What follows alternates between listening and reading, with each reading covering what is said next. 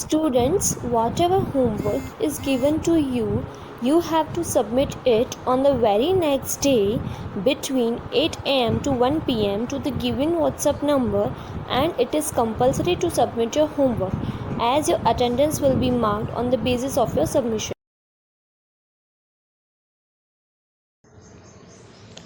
Good morning all of you. આજે આપણે lesson number 18 જેનું નામ છે લઘુ કાવ્ય. લઘુ એટલે સ્મોલ, શોર્ટ. કાવ્ય એટલે પોએમ. તો શોર્ટ પોએમ એ ઇંગ્લિશ થાય એનું. હવે શોર્ટ પોએમ એટલે શું? તો ગુજરાતી સાહિત્યમાં કાવ્યના પ્રકાર આવે છે. કયા કયા? તો લખ્યું છે દુહા, મુક્તક અને હાઇકુ. આ દુહા એટલે શું? તો દુહા એક બે લીટીનું સ્વરૂપ છે, બે લીટીમાં લખાયેલું હોય, બરાબર? જેમ આપણે સુભાષિત જેમ કહીએ છીએ સંસ્કૃતમાં, એ જ પ્રકારે ગુજરાતીમાં દોહા આવે. એ બે લીટીના હોય. એની અંદર જીવનનું જે રહસ્ય હોય એ બહુ સરળ ભાષામાં વર્ણવવામાં આવ્યું હોય. માણસ ઓછું ભણેલો હોય તો પણ એ વાંચી અને સમજી શકે એવું હોય અને સચોટ હોય. એટલે એને ત્યાં ક્યાંય બીજાની મદદથી સમજવું ના પડે, એની અંદર જ ઉદાહરણ પણ આવી જતું હોય. એવા આ દોહા એક ગુજરાતીનો પ્રકાર છે. એ જ પ્રકારે બીજો પ્રકાર છે મુક્તક. હવે મુક્તક એટલે શું? જે બીજો પ્રકાર છે મુક્તક. તો મુક્તક એટલે સંસ્કૃત વર્ડ છે. મુક્તક એટલે મોતી. જેમ કોઈ હાર હોય, નેકલેસ જેને કહીએ, મોતીનો બનાવેલો, એમાં એ મોતીની જે કિંમત છે એ જ્યારે ભેગા થાય છે ત્યારે હાર બને છે. તો હાર એટલો જ કિંમતી હોય છે. તો હારની જે કિંમત છે એટલી જ કિંમત એ મોતીની પણ હોય છે. તો ઇન શોર્ટ આનો મતલબ શું થાય કે જ્યારે તમે કાવ્ય ભણવા બેસો છો ત્યારે કાવ્યનો જે પ્રકાર હોય બહુ મોટો, મહાકાવ્ય, ખંડકાવ્ય, આ બધા ગુજરાતીમાં પ્રકારો છે, તો એ જેટલો તમને આનંદ આપે એટલો જ આનંદ મુક્તક એટલે એક નાનું એવું કાવ્ય પણ તમને એટલો જ આનંદ આપે. એટલે જેમ મોટા કાવ્યો આનંદ આપે છે એ જ પ્રકારે નાનામાં નાનું લખેલું કાવ્ય પણ એટલો જ આનંદ આપે છે. માટે એ પ્રકારનું નામ મુક્તક આપ્યું છે. જેમ હારની અંદર મોતીની કિંમત છે એવી જ કાવ્યના જે પ્રકારો છે એમાં આ મુક્તક પણ એવો જ સચોટ પ્રકાર છે. માટે એને મુક્તક કહે છે. પછી એક હાઇકુ છે. એ હાઇકુ પ્રકાર જે છે એ આપણે ગુજરાતનો અથવા તો ભારતનો કહીએ એ નથી. ભારતમાં પણ નથી. ભારતનું રાજ્ય આપણે ગુજરાત છે એમાં પણ આ પ્રકાર આવેલો નથી, પણ ગુજરાતીમાં એને કોપી કરવામાં આવી છે. એ પ્રકાર ક્યાંનો છે? તો કે છે જાપાનનો છે. જાપાનીઝ લેંગ્વેજ છે એની અંદર આ હાઇકુ ચાલે છે, બરાબર? તો આ ત્રણ પ્રકારના અહીંયા ઉદાહરણ આપેલા છે. આપણે જોઈએ કાવ્યને. તો સૌથી પહેલો આપણે દોહો જોઈએ. પહેલા નંબરનો દોહો છે કે કડવા હોય લીમડા પણ શીતલ એની છાંય, બાંધવ હોય અબોલડા તોય પોતાની બાય. જો અહીંયા શબ્દના અર્થ જુઓ કે કડવા હોય લીમડા. કડવા એટલે જેને આપણે બેટર ટેસ્ટ કહીએ, બહુ જ કડવો હોય, બરાબર? લીમડો તો તમને ખબર છે, નીમ ટ્રી. પણ શીતલ એની છાંય. શીતલ એટલે કુલ, ઠંડી. હવે તમે વિચાર કરો કે આ સંસારમાં જેટલા બી વૃક્ષો છે એ આપણને છાંયો તો આપે જ છે, પણ સૌથી બેસ્ટ વન શેડો જેને કહીએ એ કોનો છે? કયા વૃક્ષનો છે ખબર છે તમને? ગમે એટલા ઘટાદાર વૃક્ષો હોય એની નીચે બેસો અને જે ઠંડક મળે એનાથી 100 ગણી ઠંડક કયા વૃક્ષ નીચે મળે છે ખબર છે? લીમડાના વૃક્ષ નીચે. ક્યારેક બેસીને જોજો તડકામાં, તડકો હોય અને એમાં જે છાંયો આવે, બીજા વૃક્ષની નીચે બેસો અને લીમડા નીચે બેસજો, ખબર પડશે. તો લીમડો સ્વાદમાં કડવો, સ્વાદમાં કેવો હોય? કડવો, અને તેમ છતાં એનો છાંયો મીઠો હોય છે, બરાબર? તો હવે આ એક ઉદાહરણ તમને આપ્યું. એ જ ઉદાહરણને આધારે શું કહે છે કે બાંધવ હોય અબોલડા. સાંભળો, બાંધવ એટલે ભાઈઓ, આપણા સગા સંબંધીઓ. એની જોડે અબોલા હોય. અબોલા એટલે બોલતા ન હોય, એની સાથે આપણે કોઈ કારણથી ડિસ્પ્યુટ થઈ ગયા, આપણે બોલવાનું બંધ કરી દીધું, વ્યવહાર બંધ કરી દીધો, તો એ પોતાની બાય. પોતાની બાય એટલે પોતાનો હાથ છે એવું સમજવું. આપણા સ્વજન જેની જોડે આપણે બોલતા નથી તેમ છતાં એ આપણો હાથ છે, આપણા શરીરનું અંગ છે એવું માનવું જોઈએ. કઈ રીતે? તો કે છે આ લીમડાના ઉદાહરણ દ્વારા, કે લીમડો કડવો છે, આપણે લાગે આ તો કંઈ ખવાય, પણ જરૂર પડે એનો છાંયો કેટલો સુંદર હોય છે.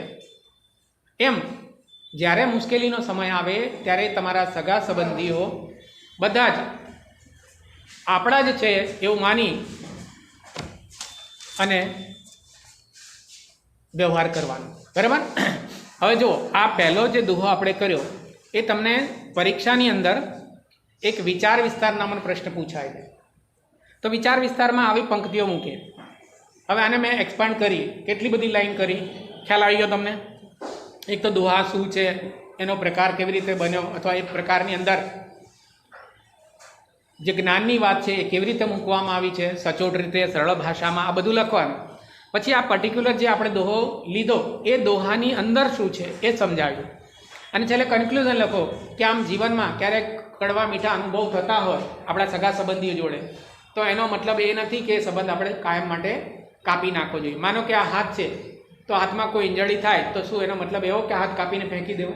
ના, એ આપણો હાથ છે અને ગમે ત્યારે આપણે પાટાપિંડી કરી અને સાચવી રાખીએ છીએ. એમ સગા સંબંધી જોડે ક્યારેક કોઈ અબોલા થઈ ગયા હોય તો એ હંમેશા માટે એને જુદા કરી શકાય નહીં, અને કરવા પણ ન જોઈએ. આજની પરિસ્થિતિમાં તમે જુઓ, જે આત્મહત્યાનું પ્રમાણ છે એ વધી ગયું છે. એનું કારણ શું છે? તો કારણ માત્ર આ જ છે કે પહેલાંના સમયમાં સંયુક્ત કુટુંબ ભાવના હતી. સંયુક્ત મતલબ જોઈન્ટ ફેમિલી. આજે તમે જોઈન્ટ ફેમિલીમાં રહેતા હોય, કોઈ પ્રશ્ન થયો તો તમે તમારા ભાઈને, બહેનને કે કાકાને કે મામાને જે જોડે બધા રહેતા હોય એમાંથી કોઈ એકને કહી દો, અને એ વ્યક્તિ તમને એમ કે ચિંતા ના કરું, બેઠો છું, આ વાત હું આગળ કરી દઈશ. સામાજિક સમસ્યા હોય કે આર્થિક સમસ્યા, તો એકલો માણસ કોને કહે? એટલે એ શું થાય, એ માણસ મરવાનો વિચાર કરે કે હવે હું ફસાઈ ગયો, બિઝનેસમાં મારા પૈસા ડૂબી ગયા, હવે હું નીકળી નહીં શકું, એટલે મરી જાય માણસ, આત્મહત્યા કરે. બરાબર? ખરાબ રસ્તા પકડે. એટલે કહેવાનો મતલબ કે જો સંસારમાં સુખી થવું હોય તો સગા સંબંધીઓ સાથે જ રહીને જ સુખી થવાય, એકલા કદી રહેવાય નહીં. ઓકે, હવે નંબર 2 જુઓ કે જે જન પામે પૂર્ણતા તે કદી ન ફૂલાય. જે જન પામે પૂર્ણતા તે કદી ન ફૂલાય, પૂરો ઘટ છલકાય નહીં, અધૂરો ઘટ છલકાય. આ પણ વિચાર વિસ્તારમાં પૂછાય એવો સરસ મજાનો દોહો છે કે જે જન પામે પૂર્ણતા, જે માણસ પૂર્ણતાને પામે, પૂર્ણતા એટલે કમ્પ્લીટ નોલેજ, જે માણસ કમ્પ્લીટ નોલેજને પ્રાપ્ત કરતો હોય એ માણસ કદી ન ફૂલાય. ફૂલાય એટલે અભિમાન કરે, કદી ન ફૂલાય. ફૂલાવ એટલે આમ તો જાડું થવું, પણ એ અર્થમાં નથી. અહીંયા ફૂલાવું એટલે અહંકાર કરો, અભિમાન કરવું, ગર્વ કરો. ગર્વ અને અભિમાનમાં ફરક છે. આ અભિમાન કરવું, બરાબર? અહંકાર કરો કે છે જે માણસ પૂરેપૂરું જ્ઞાન પ્રાપ્ત કરી લે છે એ કદી ફૂલાતો નથી, અહંકાર કરતો નથી. કેવી રીતે? તો ઉદાહરણ આપ્યું, સરળ સિમ્પલ એકદમ, કે જે પૂરો ઘટ છલકાય નહીં. પાણીનો ઘડો તમે ભરજો, પૂરેપૂરો ભરી લેજો તો એ છલકાશે નહીં, અવાજ પણ નહીં કરે ને છલકાશે પણ નહીં. માથે ઉપાડીને જજો, ક્યારેક ટ્રાય કરજો. અને ક્યારેક એવું કરજો, અડધો ભરી લેજો, પછી માથે ઉપાડજો અને ચાલો, તો ટપક ટપક ટપક એવો અવાજ આવશે અને પાણી બહાર પણ ફેંકાશે, છલકાશે. એટલે એ જ રીતે કે અધૂરો ઘડો ઘટ છલકાય, કે છે ને, અધૂરો ઘટ છલકાય. ઘટ એટલે ઘડો, મટકી જેને કહીએ, પોટ ઇંગ્લિશમાં કહીએ તો પોટ. અને પૂરો એટલે ફૂલ્લી ફિલ્ડ અપ, પૂરો ભરેલો. અને અધૂરો એટલે હાફ ફિલ્ડ, ઓછો અડધો ભરેલો. બરાબર? તો આ એક બિલકુલ સિમ્પલ ઉદાહરણ દ્વારા તમને કહેવામાં આવેલ છે કે જ્ઞાની માણસ કદી અહંકાર કરતો નથી અને અજ્ઞાની માણસ હંમેશા બકવાસ કરતો હોય છે. આ સંસ્કૃતમાં પણ શ્લોક છે, બરાબર? આને લગતો, સંપૂર્ણ કુંભો ન કરોતી શબ્દમ અર્ધો ઘટો ઘોષ મુપૈતી નૂનમ. બરાબર? આ રીતના એક શ્લોક પણ મળે છે. તો જ્યારે તમે વિચાર વિસ્તાર કરો ત્યારે આવા સંસ્કૃત કોટેશન હોય, હિન્દી હોય, ઇંગ્લિશ હોય, એ આના રિલેટેડ જે હોય એ કોટેશન પણ મૂકવાના, બરાબર? અને છેલ્લે સારાંશ લખવાનો, છેલ્લી 2 લીટી કન્ક્લુઝન જેને કહીએ, સારાંશ પણ તમારે લખવાનો. બરાબર? તો આ થયું આપણો નંબર 2. હવે એ પછીનો પ્રકાર છે મુક્તક, જેના પોઈટનું નામ આપણને આપવામાં આવ્યું છે શેખાદમ આબુવાલા. શેખાદમ આબુવાલા. આ જે દોહા હતા એના કોઈ લેખક કવિ કશું ના હોય, બરાબર? ધ્યાન રાખજો, એના ક્રિએટર અથવા રાઇટર અથવા ઓથર કોઈ હોય નહીં, કારણ કે આ પરંપરાથી આવેલા હોય. પણ આ જે મુક્તક છે એ જાતે બનાવેલા હોય, બરાબર, એના રાઇટર હોય, ઓથર હોય, તો એ છે શેખ આદમ આબુવાલા, કે જે અમને નાખો જિંદગીની આગમાં. શું કહે છે? અમને નાખો જિંદગીની આગમાં, આગને પણ ફેરવશું બાગમાં, સર કરીશું આખરે સૌ મોરચા, મોતને પણ આવવા દો લાગમાં. જો કેટલી સરસ મજાની વાત કરી છે. ગઈકાલે કદાચ તમે લોકોએ સોની ટીવી પર કોણ બનેગા કરોડપતિ જોયું હશે કદાચ, તો એમાં જે આપણા ઇન્ડિયન સોલ્જર બતાવેલા, જેને પરમવીર ચક્ર મળેલું, બરાબર, તો એમાં જે બે આપણા ફૌજી આવેલા જવાન, એમાં જે એમની વાતની અંદર કે જિંદગીમાં સામે મુસીબત આવે, સંકટ આવે તો કેવી રીતે લડવું, અને કેવી સંકટવાળી પરિસ્થિતિમાં એ બહાર નીકળેલા, અને કેટલો આત્મવિશ્વાસ પોતાના ઉપર, ભગવાન ઉપર અને દેશભક્તિ ઉપર, આ ત્રણેય વસ્તુ એમાં બતાવેલી કે માણસ ત્યાં મોતના મુખમાંથી પાછા આવે. બરાબર, એ ખરેખર કાલનો એપિસોડ જોવા જેવો. એ જ વસ્તુ અહીંયા કહે છે કે તમારી અંદર જો ઉત્સાહ હોય તો આ જિંદગી જે છે એ ભલે ગમે એવી આગ લાગતી હોય, ગમે એટલી ટફ હોય, તો પણ તમે એને જીતી જશો. ઘણા બધા મેં કાયર લોકો એવા જોયા છે કે જિંદગીની આવી પરિસ્થિતિ જોવે એટલે કે એ જિંદગી મેં ક્યાં રખા હે, આવું કરી અને કાં તો એ જિંદગી છોડી દે, અને કાં તો એ લાઈફ જ છોડી દે. આ જે સંસાર છે, બરાબર, એ સંસાર એટલે શું? તો સંસાર એટલે એની અંદર બધું જ આવે. ક્યારેક ખુશીઓ આવે, ક્યારેક દુઃખ પણ આવે, ક્યારેક મુસીબતોનો ઢગલો આવી જાય, અને ક્યારેક આનંદ અપાર આવે. કોઈ નક્કી ના હોય. આ સંસાર એવી જ વસ્તુ છે. તો જ્યારે આપણી પાસે સુખ આવે ત્યારે શું કરવું, અને દુઃખ આવે ત્યારે શું કરવું? તો ઘણા લોકો જેને જિંદગી શું છે ખબર ના હોય, એટલે જ્યારે એમની પાસે સુખ આવે ત્યારે છકી જાય છે, અને દુઃખ આવે એટલે રડવા લાગે, અને ખોટા વિચારે ચડી જાય કે અરે રે, આ જિંદગીમાં હવે હું શું કરીશ, નિરાશ થઈ જાય. અને નિરાશ થયેલો માણસ કંઈ પણ કરી શકે. એટલે કે છે નિરાશ નહીં થવાનું. આ કવિ એવી ભાવના વ્યક્ત કરી રહ્યા છે કે અમને નાખો જિંદગીની આગમાં. જિંદગી કેવી છે? આગ સમાન છે, કે જે અમને નાખો એની અંદર, આગને પણ ફેરવીશું બાગમાં. કે જે અમે અમારી શક્તિથી, અમારી આવડત જે છે, અમારી પાસે જે કંઈ ક્વોલિટીઝ છે, એના કારણે આ જિંદગીને અમે બાગમાં ફેરવીશું. બાગમાં એટલે જે કંઈ મુસીબતો છે એ બધાને સોલ્વ કરી અને અમે કેવી બનાવીશું? આ જિંદગીને એકદમ સ્મૂથ બનાવીશું, સરળ બનાવી દઈશું, બાગ બગીચા જેવી હરિયાળી બનાવી દઈશું. બરાબર? એટલે જિંદગીથી ડરવાની જરૂર નથી.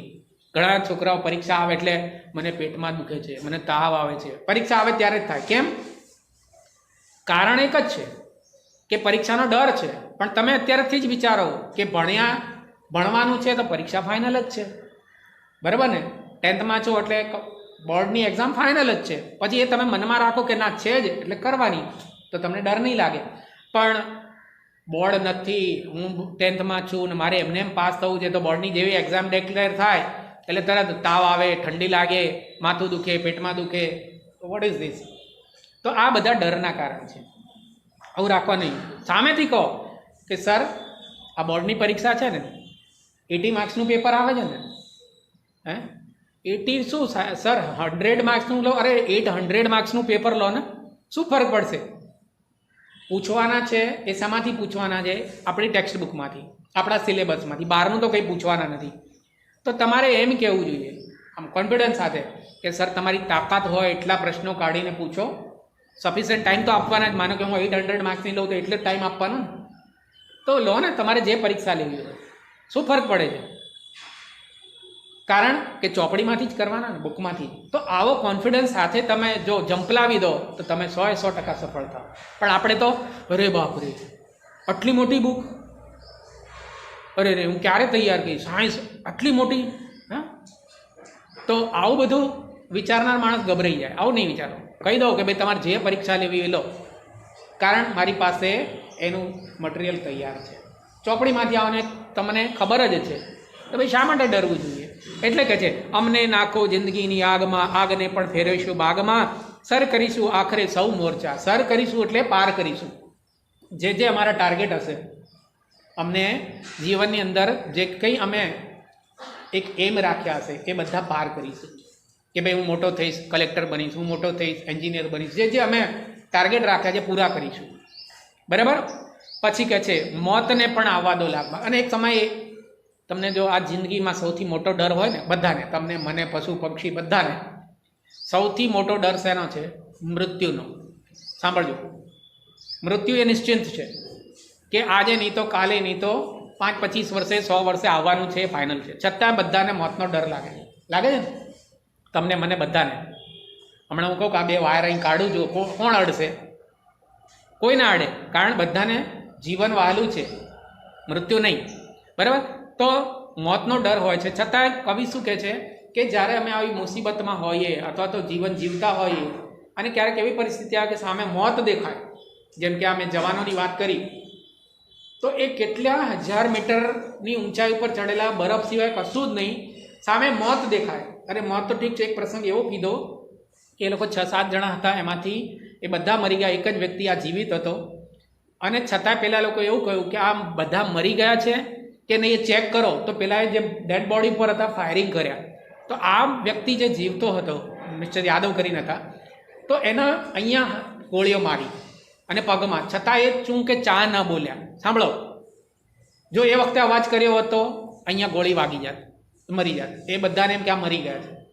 બરાબર? તો આ આવી વિકટ પરિસ્થિતિ, સામે મોત છે, બરાબર, છતાં કે આવવા દો એને લાગમાં, એટલે એને પણ અમે ક્લચમાં લઈ લઈશું, એને બી કહીશું કે મોત શું કહેવાય, ચલો કે અમે લડી લઈશું. અને એવું જ થયું, સાક્ષાત મોત એ જીવી ગયા, બરાબર, જીતી ગયા.